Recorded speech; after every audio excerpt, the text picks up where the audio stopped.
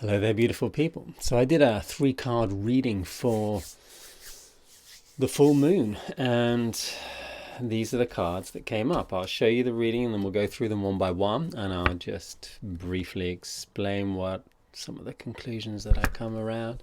So this is the reading. There's 3 cards. The center card is what the main card here is, what the main kind of reading is all about in a way. This card here is in the position of the shadow, and this is the position of the light, or maybe the solution, or maybe part of the resolution of this whole story. Let's tell the story and see what comes up. Anyway, so the main card is this reversed 7 of Cups that comes up for many different reasons. And in this reading, I'm just going to touch one quick way of translating these cards, and something that seems relevant to me at the moment, something that may seem relevant to the collective in this time. And this 7 is the card where it shows all of these kind of prizes, illusions, fears, emotional stimulating stuff in the world jumping out of the cups. And these are kind of like fantasies. These are kind of like emotional attachments that we have, things that we hold up high, things that we look up to, things that we maybe fantasize about, things that we want, things that we desire. And yet they're up there in the clouds. There's a kind of an illusion nature to this card. And this is because a lot of the time the things that are coming out of the cups in this card are not exactly what we want. There's riches, and there's success, and there's intelligence and awareness and spiritual consciousness that we might strive for, fantasize about, put up there as a goal, want to attain in some way or another. But the outcome, or the things that we might worship, the things that we might desire in different ways, are not always what is the truth. And so they become like an illusion. So for example, we might want abundance, and yet what we're really wanting is a feeling of freedom, because abundance of wealth will give us the freedom that we want. And we think that we want things, we want stuff, we want money, but it's the feeling of freedom that's behind what money will give us that we're really looking for. And sometimes when we strive for one thing, we miss the path to the other. And this is an important story, and this is why there is an illusionary nature about this card. There's also this like needing to desire something, needing to have a fantasy, needing to have this something that we hold up high and that we want to strive for and attain. And one of the reasons this card is upside down could be for this. Basically, we're either not very clear about what it is we want or why we want it, and we might get caught up in the what instead of the real depth of the reason behind it. And another reason is that we might not be clear about what we want in life. We might be afraid to fantasize, afraid to desire. We might not believe that we can attain some of those things that are up there as our goals or as our potential needs and desires. And this is quite often the case, that we don't trust ourselves to have any of this, that we don't truly believe that we deserve any of this. And these are stories which make this card upside down. So let's look at the other cards in the reading behind this card. And when I say behind, it's in the position of what I call the shadow of this reading. And this 3-card reading is just the shadow, the light, and the main story. And the shadow card is the Hierophant reversed. And the Hierophant represents our connection to God. So he's this spiritual leader who that we can tap into inside of ourselves, that connects to that intuitive part of ourselves that leads us through life. But there's these 2 other figures here, which are kind of these monk-like personages that sit at the bottom and the feet of the Hierophant, with the white lilies and the red roses representing pure thought and pure desire. And these are the kind of the keys that allow the channel of the Hierophant's message, as he allows himself to be the channel of divine understanding and divine wisdom, he allows these messages to come through when there is somebody who wants to receive them. Now, this card comes up upside down also for many reasons, but if we're linking it to this reading, if we're linking it to the Seven of Cups, there's this feeling that we may potentially not deserve or not feel connected to what is important to us, what we might fantasize about, what we might need, and what we might really want.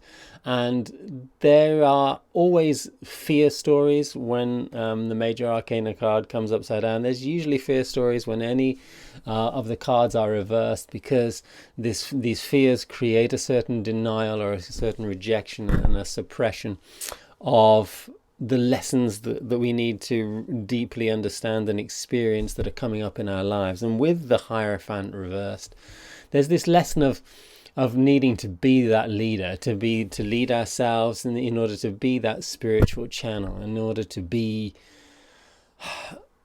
a safe and clear and pure thought, pure desired channel for the light to come through. Is any of us really pure? Do we trust in our pureness? Probably not. Are we, full of ego and all those individual stories? Yes, we probably are, which is sometimes the reason that this card is upside down. Can we follow? Do we have a pure heart? Do we have a pure thought and a pure desire, pure focus? Because if we can find that pure focus and that pure desire, we can share our truth. The Hierophant shares the light from source, or from God, if you like. We might not think we are good enough, worthy enough, smart enough, spiritual enough, advanced enough, honest enough, whatever enough, in order to be that channel. And yet, being that channel is a journey in itself, and it's a practice in itself. That might be why this card is upside down, because myself, I might not feel worthy of being a channel for the source, for the truth to come through. But we are all channels primarily for ourselves first.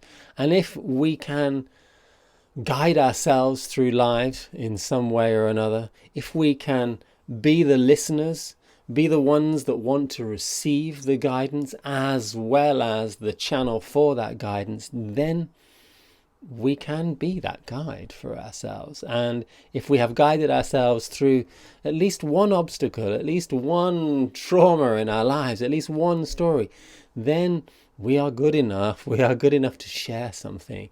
And there's a teacher dynamic in the Hierophant, as in people going to see him for this, for some higher clarity. And I relate to that teacher story. But yeah, I haven't always felt worthy of it. And I do dive in and out of my self-worth as far as whether it's pure enough what I'm sharing. And that doubt that might come in is asking us to really connect again with the sincerity and say, hey, we don't have to be perfect, or perfect teacher, a perfect guide, a perfect sharer of wisdom and knowledge is something that comes with humility and honesty. It doesn't have to be like a polished end result.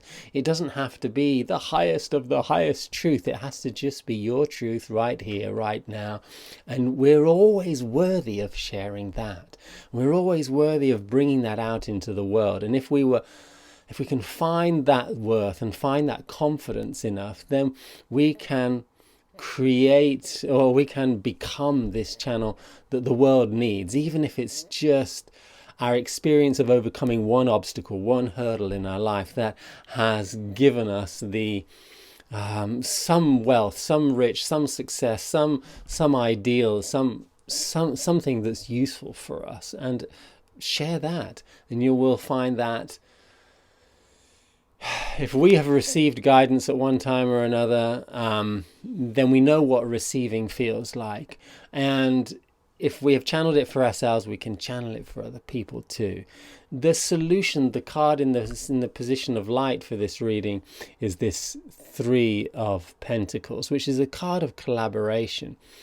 And it's collaboration when we're working with other people. And there's a message in this card that we sometimes just have to go out and do something. We have to go out and find somebody and interact with them and share with them and say, hey, let's do something together.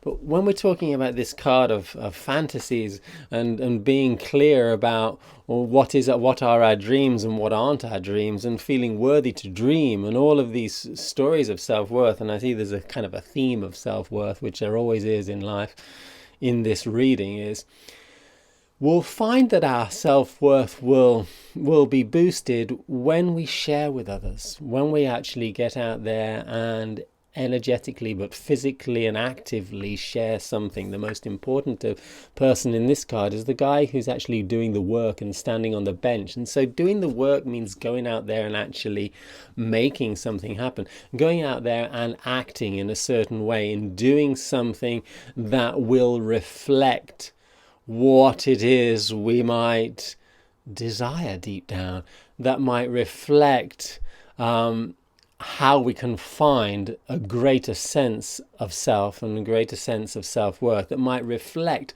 us being a clear and pure channel for some wisdom to come through. Whatever that might mean to us, and it might be different from one person to the next, how we can share. And it's not about going out there and preaching to the world. It's more about sharing our story, sharing the simple, humble, honest experiences that we've had and lessons that we've actually learned, so that we can encourage other people to learn and to move through their lessons and and go through maybe a similar sense of realization that's going to have to be their journey. But the world needs a little bit more dreamers who dare to be clear about what they might fantasize about, but at the same time to be clear that, it's that end goal that we might think that we really want is not what we really want. So let's get inside of ourselves and find, is to be worshipped, to be seen as a great teacher, is that what we really want? Is that what I really want? No, it's not. But I do want to feel that I can share my love and share my passion and share any wisdom that wants to come through me. And I do feel that, I want to be that channel, be that purity, and have an excuse to practice that. And I know that is going to, boost my sense of self-worth, which may sometimes be high and sometimes be low, and it is not always the most self-confident of aspect of my personal personality, and maybe the personality of other people as well. But together, when we act together, when we share our honest experiences, then maybe we can boost each other up. We can big each other up, not in an egotistical way, but in a way that we come together and we collaborate and we share and we remind and we remember stuff together. I hope you had a great full moon. All the best.